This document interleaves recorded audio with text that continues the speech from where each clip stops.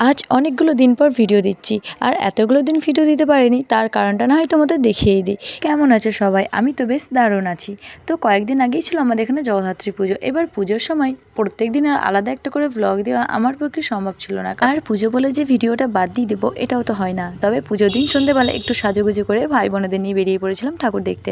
তো যাই হোক, এখানে ঠাকুরটা প্রত্যেক বছর আমরা দেখতে আসি, আর এখানে সব থেকে বড় ঠাকুর এই একটাই হয়, আর যার মুখটা এবারে না খুবই সুন্দর করেছিল। আর তারপর আমরা ঠাকুর দেখে পুজোগুলো প্রায় এভাবেই কাটিয়ে দিলাম। আর এর থেকেও সবথেকে বড় অপেক্ষা ছিল বিসর্জন। মায়ের বিসর্জনের দিন একটু হই হুল্লোড় বেশি হয়, নাচ গান খাওয়া দাওয়া সব কিছুই থাকে, আর এদিকে চলছিল মায়ের বরণ।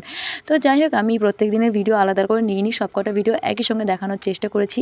তো রোজ রোজ একই ভিডিও তোমরাও দেখতে পারবে না, আর আমি একই ভিডিও করতে করতে বোর হয়ে যাবো। আর একজনের কথা তো না বললেই নয়, এই যে একজন দেখো, যখনই আমি বলি সে অলওয়েজ রেডি থাকে আমার ভিডিওর জন্য। তো যাই হোক, আজকের মতন ভিডিও এখানে শেষ করছি। দেখা হবে পরের অন্য কোনো ভিডিওতে, আর তোমরা আমাকে কমেন্টে জানিও আমার ভিডিও তোমাদের কেমন লাগলো। ততক্ষণ টাটা।